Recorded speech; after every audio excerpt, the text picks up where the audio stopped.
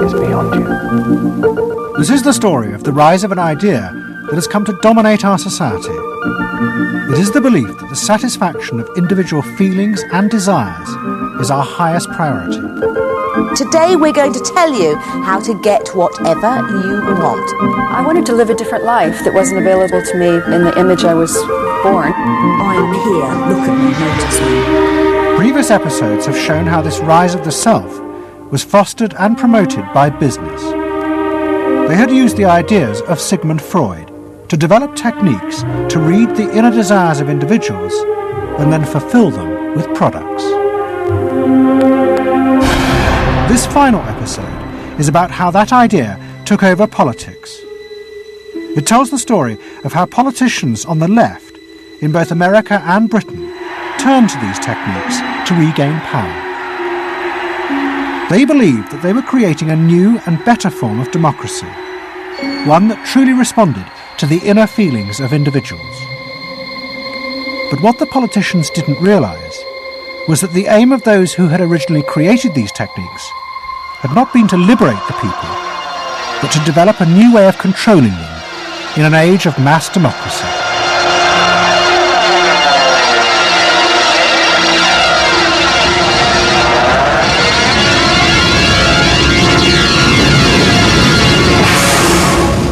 The roots of the story lie way back in the America of the 1920s with one man. He was called Edward Bernays, the nephew of Sigmund Freud. Bernays had been one of the inventors of the profession of public relations, and he was fascinated by his uncle's theory that human behaviour was driven by unconscious sexual and aggressive drives. Many of Bernays' clients were large American corporations, and he was the first person to show them how they could sell many more products if they linked them through images and symbols to those unconscious desires that Freud had identified.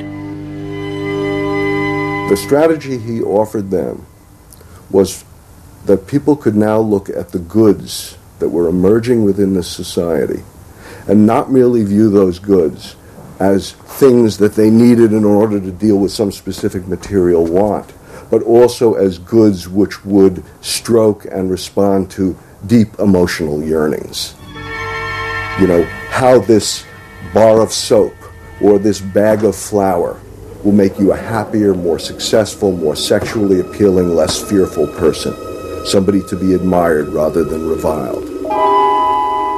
The powerful people in that world are those people who are capable of reading the public mind and giving the public what it wants in those terms. And Bernays was at the heart of it. Bernays was the guy who was the foremost articulator of the theories which were driving this new system. By the 1980s, Bernays' ideas had come of age. A vast industry had grown up in America, devoted to reading the inner desires of consumers. At its heart was the technique of the focus group. Previous episodes have shown how the focus group was invented by psychoanalysts employed by US corporations. The aim was to allow consumers to express their inner feelings and needs, just as patients did in psychoanalysis. The information was then used to promote and design new products that would fulfill those desires.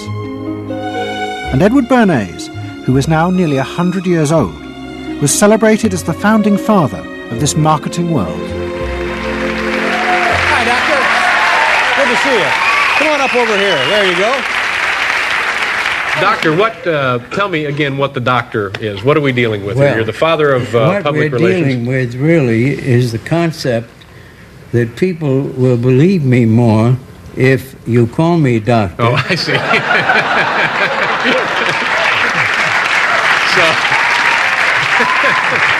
That's a good idea. And Bernays' ideas and techniques were also about to conquer Britain in the 1980s. Unlike America, the ruling elites in Britain had always distrusted the idea of pandering to the masses. It was epitomised by the patrician elite who ran the BBC. Even as late as the 60s, popular programmes were referred to as ground bait. Their real job was to lure the viewers into watching the more serious programmes the elite knew was good for them. And market research reflected this attitude. Individuals were observed and classified by market researchers according to their social class, from A through C2, D and E. Probably they might be C2s. Yes, I think by the way they're carrying their luggage, all yes, no taxi. No taxi, and all stuffed in the bags like that. I think the lady possibly sets her own hair, which is always an indication. Yes. The children are nicely dressed. Yes, they are. Probably a skilled worker. A skilled, yes, a skilled worker. I would think say so. Yes, I would say so. Certain apprenticeship or done some qualifying. We agree then. Yes, we think C2. We think so. Yes. When people were asked their opinion about both products and politics, they were selected by social class and asked only strictly factual questions about what they thought. Leaving your own party sympathies on one side, who do you think will win this forthcoming election? Labour. Labour? And tell me which you prefer. Which party do you think you'll be voting for? This time, Liberals. You'll be voting for the Liberals. And who do you think will be second? Conservative. This one. Thank you. The idea that one might ask people what they themselves felt and desired, and then give it to them, was seen as alien to the ruling elites, which would challenge their belief that they knew what was best for the public. There's evidence in other countries, in the United States for example, where pollsters have been used before elections to interpret the mood of the public, and then you give people more what they want to have and less what they ought to have. But again, this could be alleged to be more democratic, I don't know. It's very dangerous ground, I think, though, when polls are used in that way. But then, in the economic crisis of the mid-70s, British industry was forced to begin to pay attention to the inner feelings of consumers. As the recession deepened, consumer spending fell dramatically, and the advertisers insisted that the only way for companies to survive was to make their advertising more effective. And to do this, they would have to delve into people's underlying psychological motives for purchasing. The advertising industry started to bring in Americans to run focus groups with British housewives. Everyone is a unique person, and even though you're a group of 10 today, we don't want a group opinion. And we want to know your ideas and your thoughts, no matter how crazy it might be. Please let your imagination run wild, because that's how very crazy things like instant coffee got born. Now, can we get somebody, this lady, to be a kitchen sink? And a kitchen sink, how do you feel with these things that are being used to clean you up? Well, I've got to feel clean. I've got to be kept clean. So you're I feel that. I should hate it if I was all greasy, so I've got to be easy to clean. Okay, now the housewife, this lady, what would you use to clean your kitchen sink? A scouring powder. Of course, a cloth to apply the things on, and plenty of water. Now, how do you feel as you're doing this chore? Feel satisfied? Well satisfied when I have done it, yes. I'm doing my duty. I feel it's a job well done. The consumers were encouraged to play at being products, from household cleaners to car seat belts. The aim was not to talk rationally, but to act out and reveal their inner emotional relationship to products. Which firmly and unmistakably underlines. And then a politician emerged who also believed that people should be allowed to express themselves. Instead of being controlled by the state, the individual should become the central focus of society. Some socialists seem to believe that people should be numbers in a state computer. We believe they should be individuals. We're all unequal. No one, thank heavens, is quite like anyone else, however much the socialists may pretend otherwise. And we believe that everyone has the right to be unequal, but to us, every human being is equally important.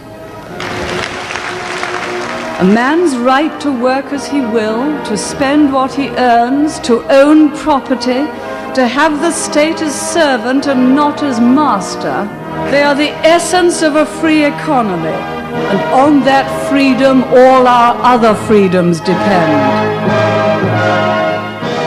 Mrs. Thatcher's vision was of a society in which the wants and desires of millions of individuals would be satisfied through the free market.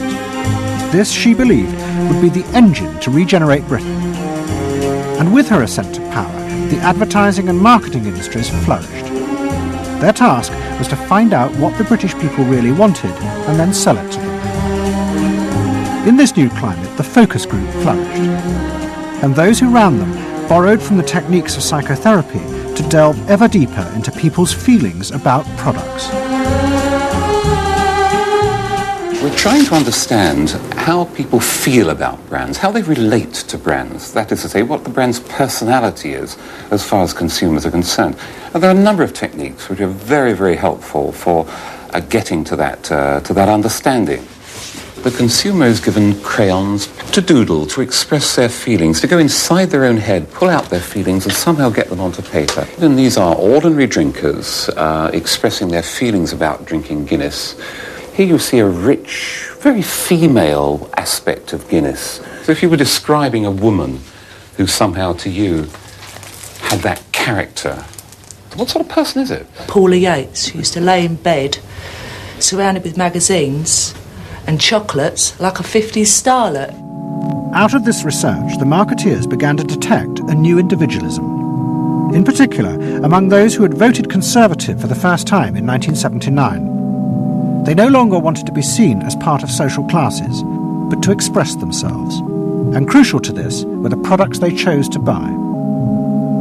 We identified that there was this trend towards what might be called individualism, where people wanted to still be part of a crowd, but to express themselves as individuals within it, to have their own personalities, to be, I suppose, their own men. I didn't want to be the same as everybody else. I wanted it to be a little bit different, a little bit individual. It's quite individual upstairs. It's not remarkable, but I think it's quite individual. It is expensive. It's Italian. It's Italian, it's expensive and it's good quality. A little bit different. Yeah, we want to set our own standards so nobody else has got what we've got. We just didn't want it be the same as everybody else. We just want to be different. Business responded eagerly to this new individualism, but it soon became one of the main forces driving the growing consumer boom in Britain. Using the data from the focus groups, manufacturers created new ranges of products that allowed people to express their individuality. Business also recategorized people. They were no longer divided by social class, but by their inner psychological needs. If the primary need is security and belonging, we call the groups mainstreamers. If it's status and the esteem of others, then it's aspirers. If it's control, it's succeeders. And if it's self-esteem, it's reformers. And this new marketing culture began to take over the institutions previously dominated by a patrician elite, in particular the world of journalism. The assault was led by the profession of public relations. In the past, PR had been seen as seedy and corrupt, but now it became a glamorous business, promoting products and celebrities. And one of the rising stars was another member of the Freud family, Matthew Freud, the son of the Liberal MP Clement. What Freud and other PRs realised was that they could use their celebrities as levers to infiltrate advertising into the editorial content of newspapers. The newspapers were offered exclusive interviews with celebrities, but only if they also agreed to mention products made by Freud's corporate clients, in terms dictated by the company. What happened with Freud's was that you effectively got some kind of product placement, or even product, the manufacturers of the product got some degree of control over how their products would appear in print. So if, for example, you did want to write about Caprice's passion for stuffed crust pizza, you would sign a contract which guaranteed that you would mention the firm Pizza Hut in at least twice in certain positions in the introductory paragraph of the article, that you would agree to run the Pizza Hut logo at such and such a size in such and such a place, and of course that you would agree to run the enclosed pictures of Caprice eating her stuffed crust pizza. There was no choice about how you would run this article in the press. You were effectively told how to run the article in the press. By Freud's? By Freud's.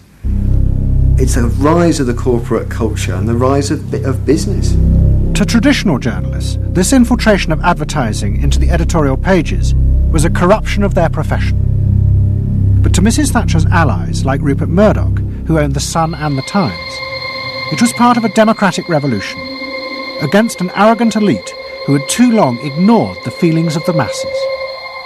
They hate to see someone communicating with the masses. They feel that newspapers, the written word, is not for the masses. That should be left to television, or perhaps to nobody. I'm very proud of The Sun. And The Sun was not represented tonight in your film. You just took page 3, which everyone seems so fascinated with. What about page 1, page 2, every other page of the paper? It was a typical piece of slanting and elitism by the BBC, who, after all, in order to get viewers for this programme, put on a very sexy episode of Star Trek, which I was watching out in the room there. Oh, I don't think they put it on to get us viewers. I think we just are lucky to follow They try them. to carry viewers into these show programmes. You know how it's done.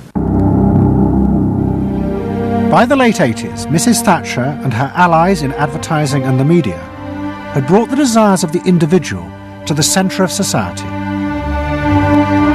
As last week's episode showed, it was the same transformation that President Reagan had brought about in America. Both politicians had encouraged business to take over from government the role of fulfilling the needs of the people. In the process, consumers were encouraged to see the satisfaction of their desires as the overriding priority. To Thatcher and Reagan, this was a new and better form of democracy.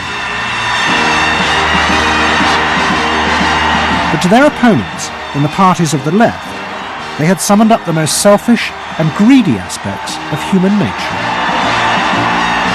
Ronald Reagan and Margaret Thatcher both embraced an economic philosophy that says the unit of judgment was not only the individual, but it was the individual's personal satisfaction, the individual's own unique happiness and well-being.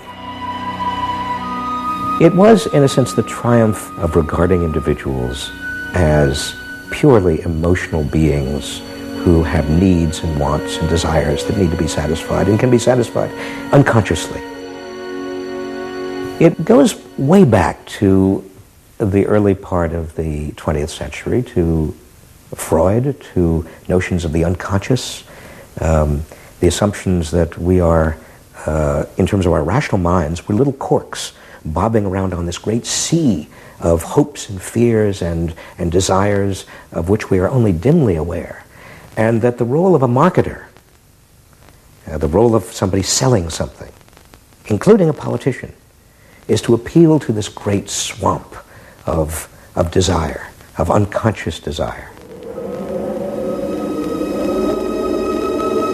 The left believed the opposite, that the way to create a better society was not to treat people as emotional, isolated individuals, but to persuade them to realise that they had common interests with others, to help them rise above their individual feelings and fears.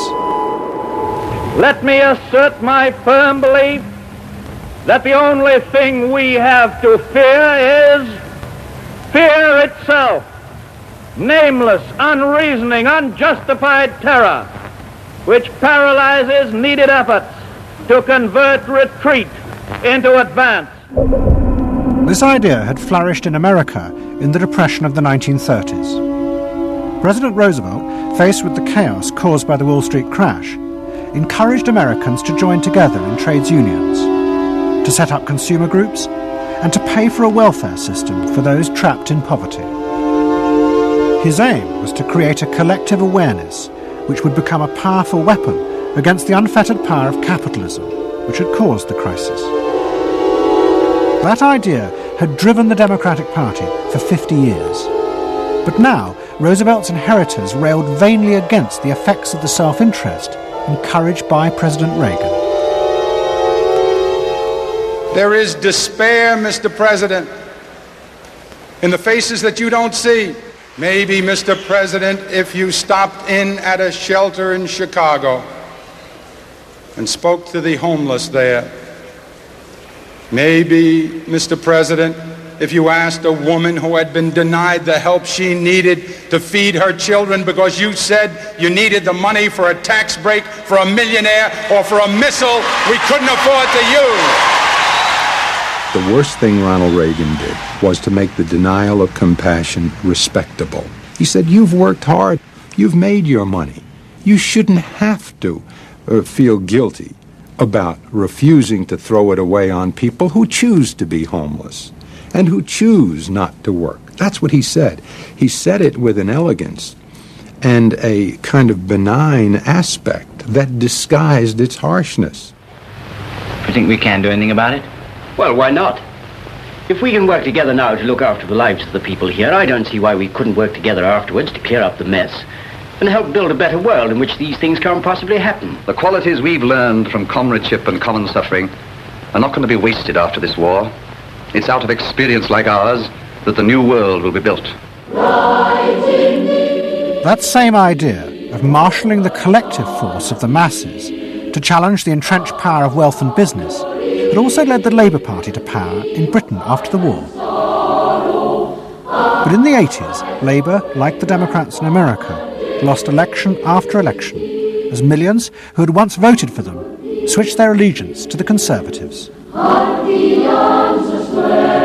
There it is, going blue just about everywhere, sweeping the country. The rural parts of Britain now have gone blue. For they are the party of yesterday, and tomorrow is ours. In the face of this, a growing number within the Labour Party became convinced that if they were ever to regain power, Labour would have to come to terms with the new individualism.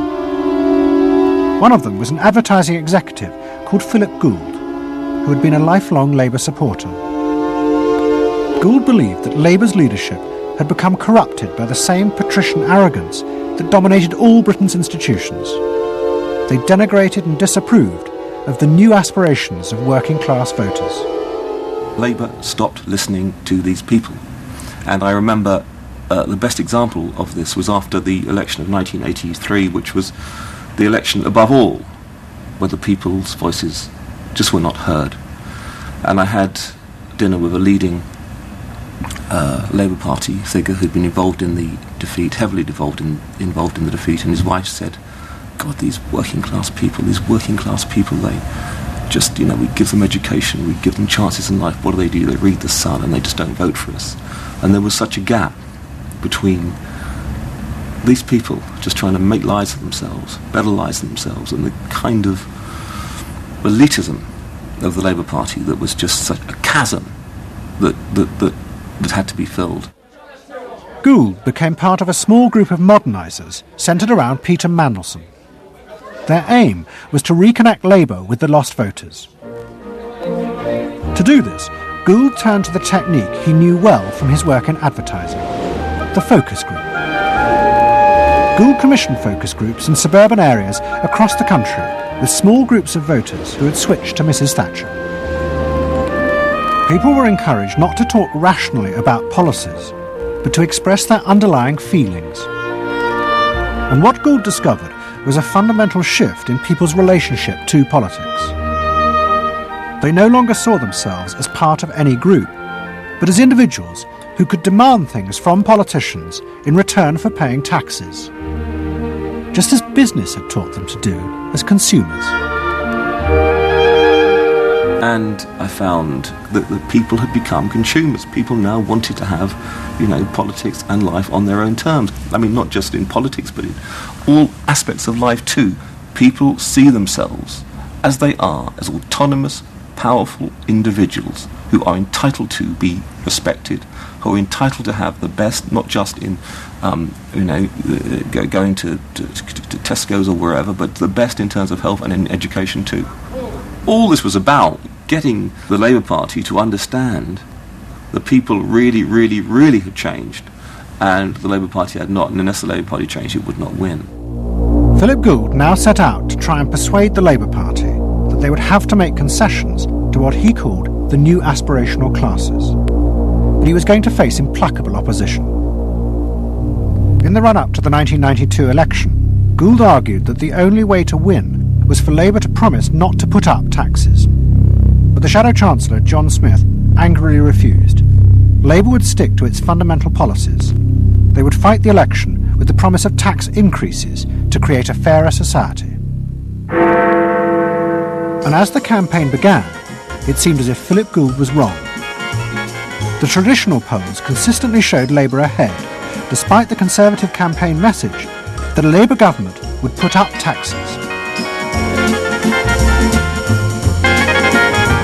Even the Conservatives' oldest allies in the press became convinced that by harping on about tax, the Conservatives were cutting their own throats. So the worry about the Tories must be that they're not at the moment conveying a sense of grip and being in control.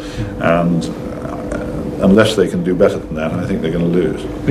The other thing is that they still say that they are going to go on and on with this one single message of tax. And I think, part of the difficulty this morning was that you had a whole lot of people who've been going to the same press conference for 7 days, had virtually the same message thrust at them, and are kind of getting bored and restless and hitting back on it. I think the media sense a big story coming in the Tories being defeated. And the Labour Party too was convinced it would win and finally return to power.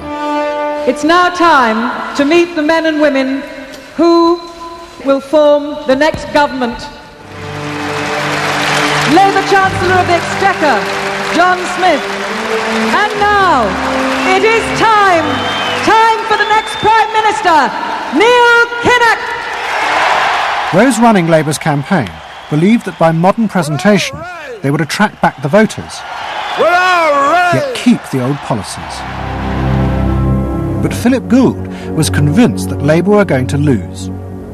Through his focus groups, he knew that the very people who were telling the traditional pollsters they would vote Labour were in reality preparing to vote Conservative out of self-interest. But they were too embarrassed to admit it.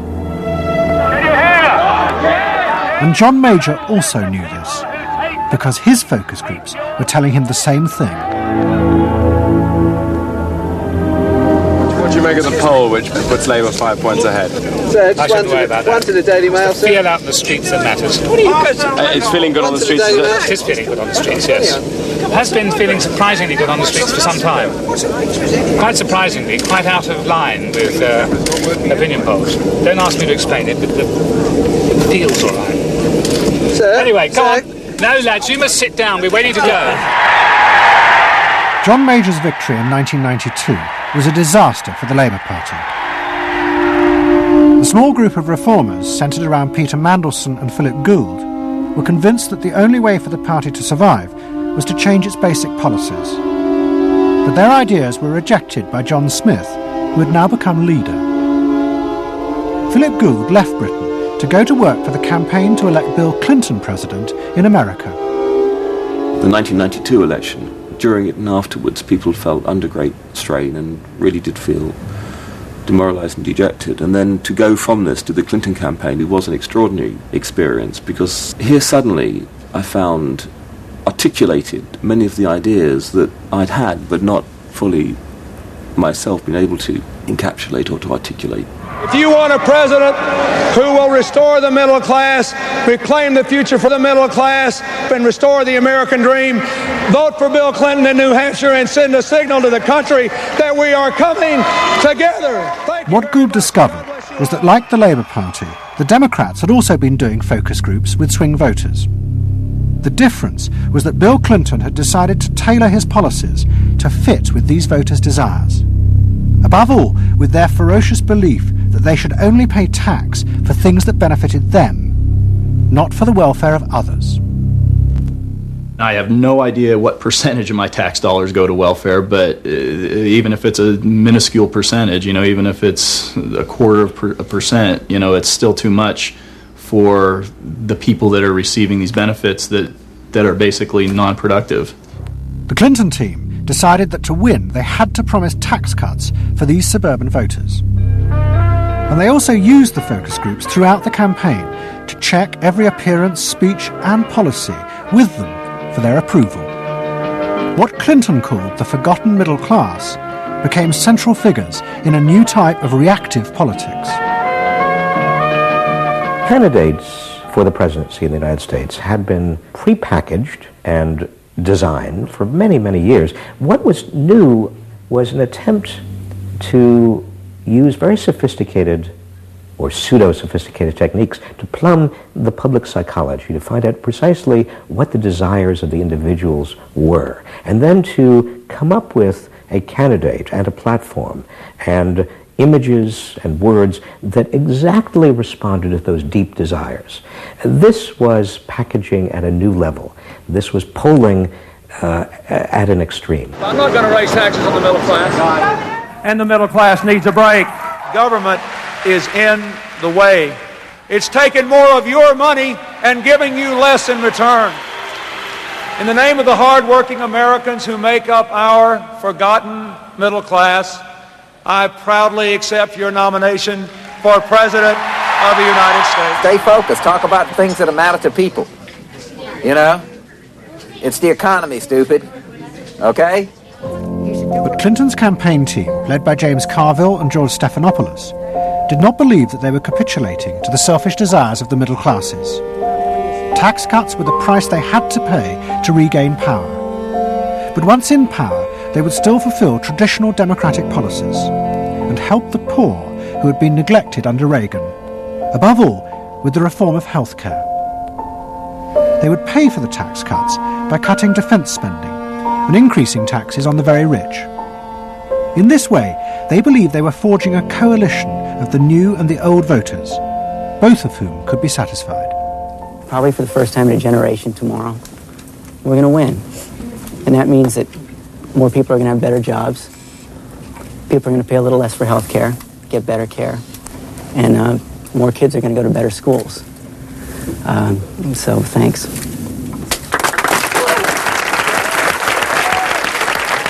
But the Democrats' optimism was to be short-lived. In November 1992, Clinton was triumphantly elected president. But within weeks, his administration discovered that the budget deficit was far greater than they had anticipated. At a meeting in the White House in January 1993, the head of the Federal Reserve told them that the deficit was nearly $300 billion. There was no way they could borrow any more without panicking the markets and causing a crisis. The only way to pay for the proposed tax cuts would be to cut government spending, not just on defence, but on welfare. Clinton was faced with a choice between the old politics and the new, and he chose the old. The tax cuts were dropped, and he tried to inspire the country with the old democratic ideal of government spending to help the poor and disadvantaged. Tonight I want to talk with you about what government can do, because I believe government must do more. To put people to work now, to create 500,000 jobs. Jobs to rebuild our highways and airports, to renovate housing, to bring new life to rural communities and spread hope and opportunity among our nation's youth. Healthcare reform sounds like a great idea to me. Well, I know, but some of these details sure scare the heck out of me. Like what? Well, like for... At the start of the Clinton administration, many of us, including, I believe, President Clinton himself, reverted back to an older tradition, tried to lift the public, to talk about genuine ideals beyond the individual. And that reform agenda being not only universal health care and child care and dealing with the widening inequalities in our society and homelessness, many things that many citizens, just particularly middle-income citizens, didn't want to deal with. But the suburban voters who had been promised tax cuts were not inspired by Bill Clinton's vision. They felt betrayed and wanted revenge. Their opportunity came in 1994 with the congressional elections. The Republicans, led by Newt Gingrich, promised huge tax cuts and to dismantle the welfare system. The voters who had defected to Clinton switched sides yet again, and the Republicans won both houses of Congress in a landslide. Well, I think it's a tremendous vote in favor of smaller government, lower taxes, and in a sense, a renewal of the Thatcher-Reagan tradition. And I think in that sense, it's pretty decisive. It means that the welfare state is going to be less hospitable for people who are not willing to take responsibility for their own situation. No question about it. I think today is the beginning of the end of the welfare state. For Clinton, it was a disaster. Faced with a hostile Congress, there was no way for him to get his reforms through. His personal popularity plummeted, and it seemed certain he would not be re-elected in 2 years' time. In desperation, and without telling his cabinet, Clinton turned for help to one of America's most ruthless political strategists, Dick Morris. What did he want you to do? Save his butt. Clinton was in serious trouble. He had lost the '94 election. He had lost control of Congress, and he hired me to come back and help save him. So he was basically asking me to perform roughly the same role as a life preserver would if you're drowning. What Morris told Clinton was that to win re-election, he would have to transform the very nature of politics. The crucial swing voters in the suburbs now thought and behaved like consumers. The only way to win them back was to forget all ideology and instead turn politics into a form of consumer business. Clinton must try to identify their personal desires and whims and then promise to fulfill them. If he followed those consumer rules, they would follow him. I said that I felt the most important thing for him to do was to bring to the political system the same consumer rules philosophy that the business community has. Because I think politics needs to be as responsive to the whims and the desires of the marketplace as business is. And it needs to be as sensitive to the bottom line, profits or votes, as a business is. I think that all of this involves really a changed view of the voters, so that instead of treating them as targets, you treat them as owners. Instead of treating them as something that you can manipulate, you treat them as something you need to learn from. And instead of feeling that you can stay in one place and you can manipulate the voters, you need to learn what they want and move yourself to accommodate it. To get inside the minds of the swing voters, Morris brought lifestyle marketing into politics for the first time. He went to one of America's most prominent market research firms called Penn & Shern and commissioned what they called a neuropersonality poll. It was a massive survey of hundreds of thousands of voters, but the only political questions it asked were to find out whether someone was a swing voter or not. All the other questions were intimate psychological ones, designed to see whether swing voters fell into identifiable psychological types. Well, we were asking people like, do you think you're the life of the party? Do you think when you see things that you like to have a list and organize them? Do you typically try to plan things ahead, or do you like to be more spontaneous? Where do you like to go? What sports do you like to play? What would you do with your spouse on a romantic weekend?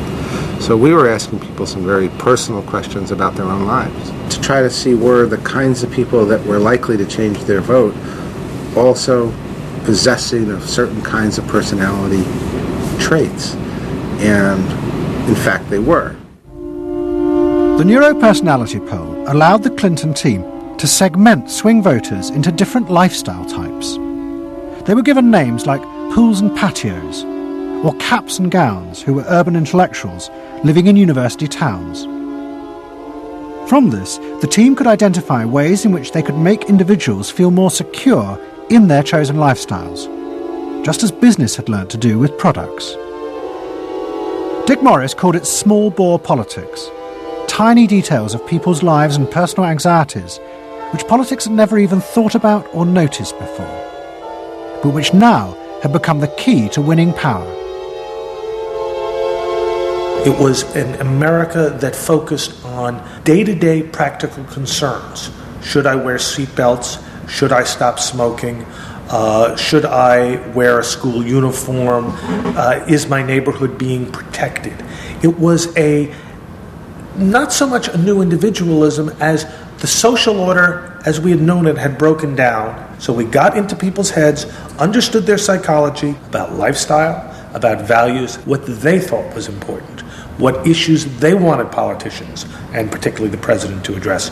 And these issues proved to be very, very different from what the conventional wisdom had suggested. As the election campaign began, Clinton revealed Morris's new approach to a shocked White House. All traditional policies were to be dropped.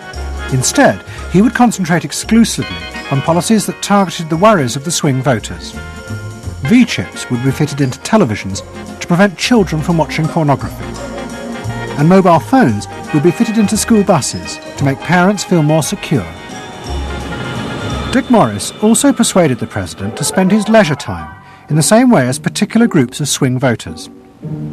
He sent Clinton on a hunting holiday, dressed in exactly the Gore-Tex outfits a group called Big Sky Families liked. The aim was to reflect swing voters' lifestyles back to them. The Liberals in Clinton's cabinet hated this approach. And I would say, well, Dick, why have a campaign? This was the 1996 campaign. If all the president is going to do is offer up these little bite-sized miniature initiatives that appeal to people's desires, like consumers, buying soap, V-chips that you could put in your televisions so you could make sure that your children did not have pornography, and school uniforms. Why talk about them? They're so mundane and they're so tiny. And he would say back, if we don't do this, we may not get reelected. And I would say, what's the point of getting reelected if you have no mandate to do anything when you're reelected? And he'd say, what's the point of having a mandate if you can't get reelected? Isn't the ultimate goal getting reelected? But Morris's new politics were an extraordinary success. Clinton's ratings among the swing voters began to soar. And Dick Morris, along with the marketeer Mark Penn, took effective charge of making White House policy. Mark Penn set up a huge call centre in an office block in Denver. And every night, hundreds of telephone operators called swing voters in suburbs across the country to check with them every detail of policies that Clinton was proposing. The policy was made by a group of people manning telephones in Denver, Colorado, placing calls to voters in places like Westchester and Pasadena, and asking them what they wanted from their government, and asking them very specifically about specific policies that Bill Clinton was considering. Would you be more likely to support him if he offered this particular government service, or if he offered that one? Those people told them what they thought. Mark Penn transmitted that to Bill Clinton, and it came out of his mouth. So essentially it was suburban voters in the 90s were creating American domestic policy, and some of its foreign policy as well. Right. Yeah, Mark Penn was polling on questions like whether we should bomb in Bosnia, things like that.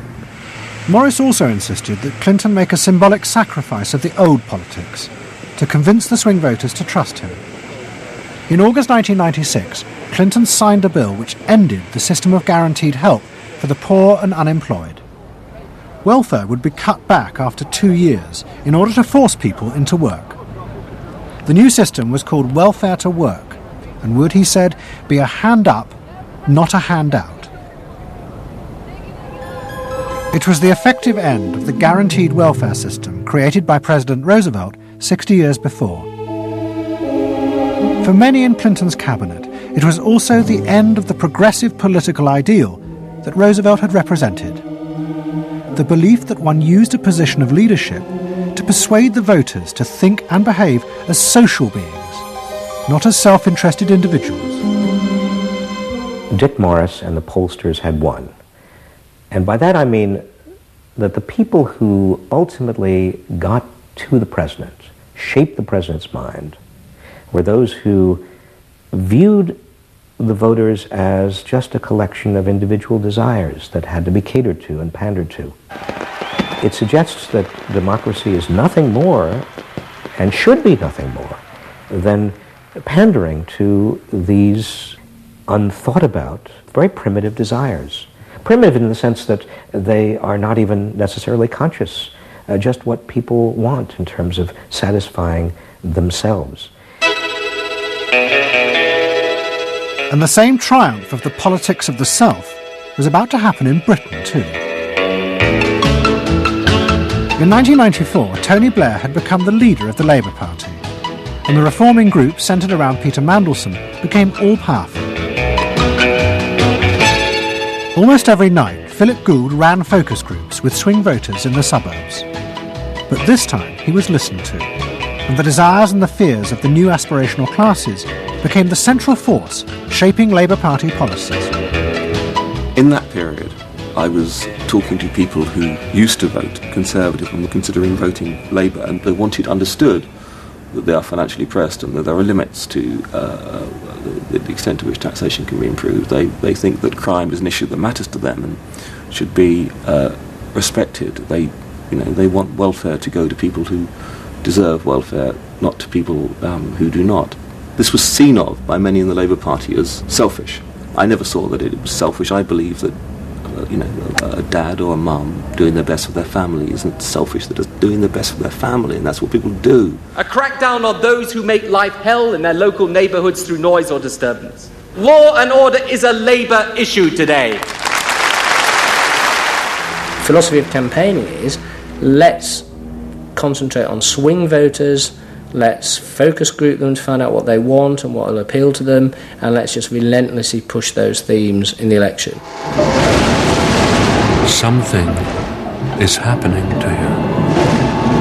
After promising to put money in your pocket, the Conservatives are quietly taking it away. Philip Gould was crucial because he gave the raw material, if you like, for these politicians to do this kind of politics. In that when he came up with stuff, they'd follow it, pretty much without exception. Blair himself would pore over these sort of 12-page memos and say, well, this is what we must do. We want people to earn more, to consume the good things of life. We want people to pay lower taxes.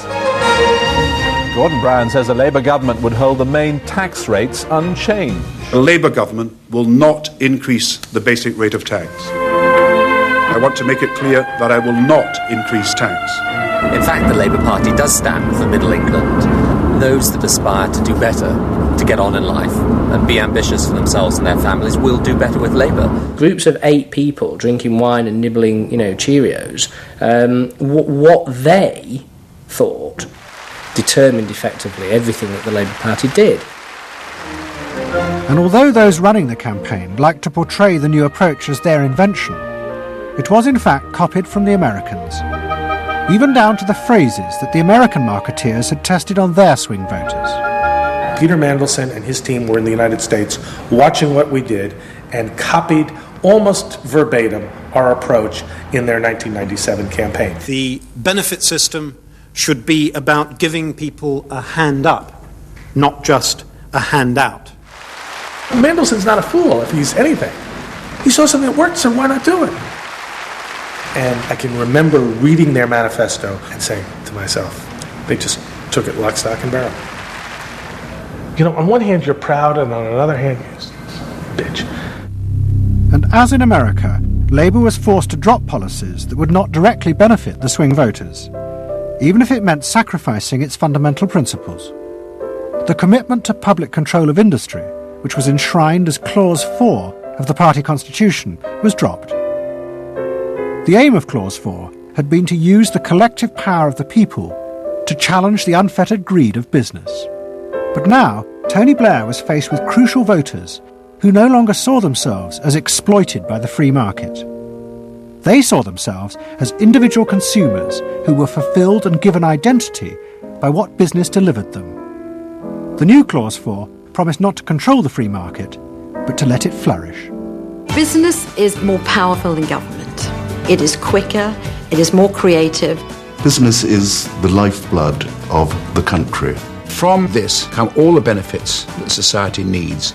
Employment, investment. I think, frankly, there is only one party getting business right, and that's New Labour. What New Labour did, it suits people who exert power in society not through the political system, or not through the democratic political system. So it suits big business, and it suits entrenched interest, and it suits the status quo. Those 3 things, of course, just off the top of my head, being the things that the Labour Party is supposed to be, a counterforce to. What that means is big business get to carry on exerting their power behind the scenes, getting their way, because there's no countervailing pressure. Countervailing pressure isn't going to come from, 8 people sipping wine in Kettering. Here he goes, turning an awful lot of other blue seats red as well.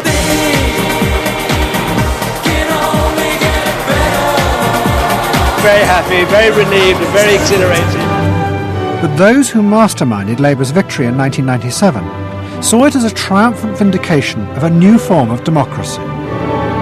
By understanding and fulfilling people's inner desires through the focus group, They were giving power to individuals, not treating them as faceless groups who were told by politicians what was good for them. I don't see the focus group as some marketing tool. I see the focus group as a way of hearing what the people have to say. And I see the focus group as a way to a new form of politics. What the people give, the people can take away. We are the servants, they are the masters now. 1997 was, I think, fundamentally important in that, because I think it is the end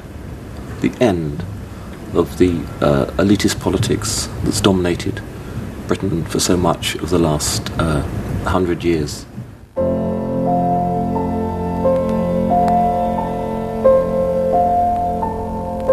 In 1939, Edward Bernays, Sigmund Freud's nephew, created a vision of a future world in which the consumer was king. It was at the World's Fair in New York, and Bernays called it Democracity. It was one of the earliest and most dramatic portrayals of a consumerist democracy, a society in which the needs and desires of individuals were read and fulfilled by business and the free market.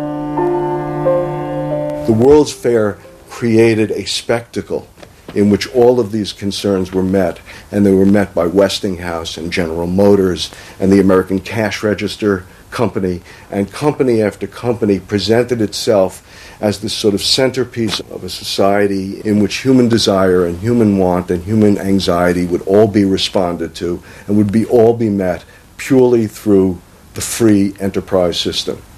There was this sort of notion that the free market was something that was not guided by ideologies or by political power. It was something that simply was guided by the people's will. This was the model of democracy that both New Labour and the American Democrats had bought into in order to regain power. They had used techniques developed by business to read the desires of consumers, and they had accepted Bernays' claim that this was a better form of democracy. But in reality, the World's Fair had been an elaborate piece of propaganda designed by Bernays for his clients, the giant American corporations. Privately, Bernays did not believe that true democracy could ever work. He had been profoundly influenced in this by his uncle's theories of human nature. Freud believed that individuals were not driven by rational thought, but by primitive unconscious desires and feelings. And Bernays believed that this meant it was too dangerous to let the masses ever have control over their own lives. And consumerism was a way of giving people the illusion of control, while allowing a responsible elite to continue managing society.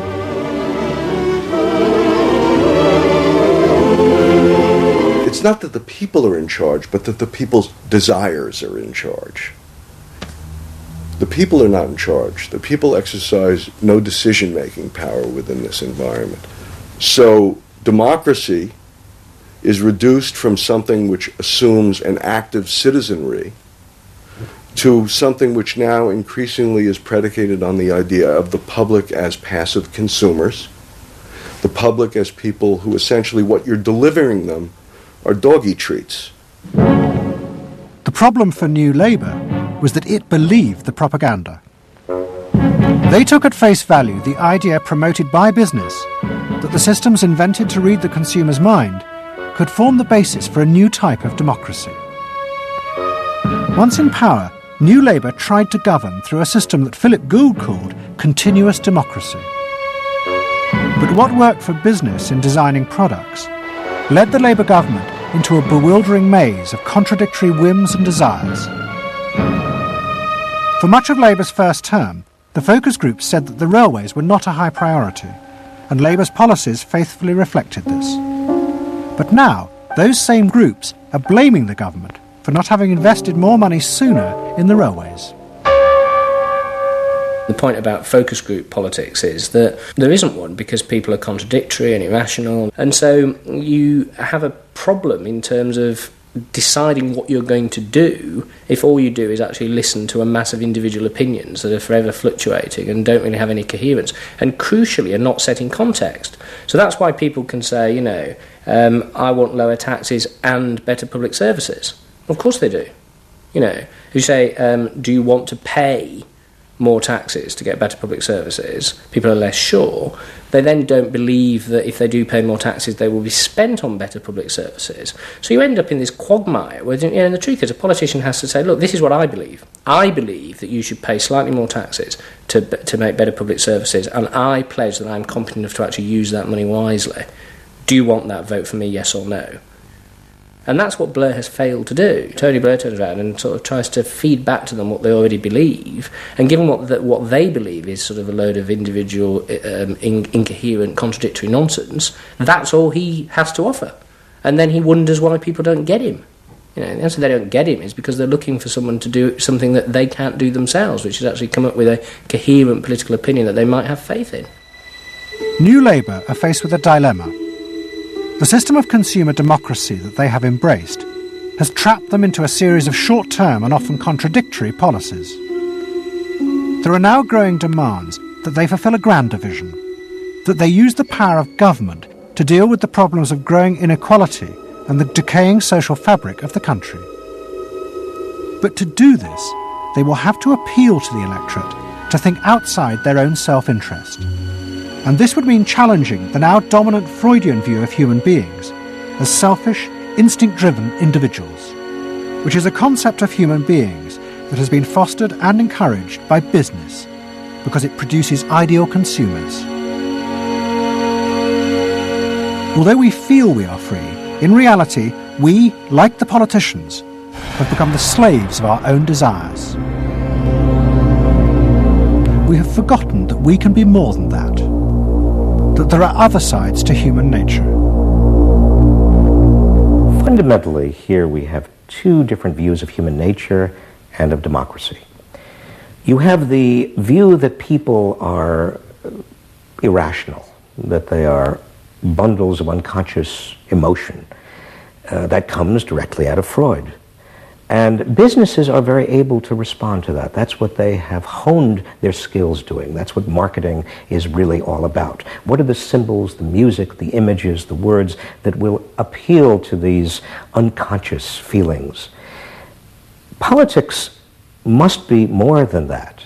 Politics and leadership are about engaging the public in a rational discussion and deliberation about what is best, and treating people with respect in terms of their rational abilities to debate what is best. If it's not that, if it is Freudian, if it is basically a matter of appealing to the same basic unconscious feelings that business appeals to, then why not let business do it? Business can do it better. Business knows how to do it. Business, after all, is in the business of responding to those feelings.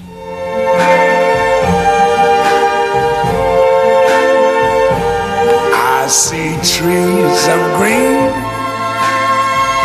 red roses too. I see them bloom for me and you. And I think to myself, what a wonderful world. I think to myself,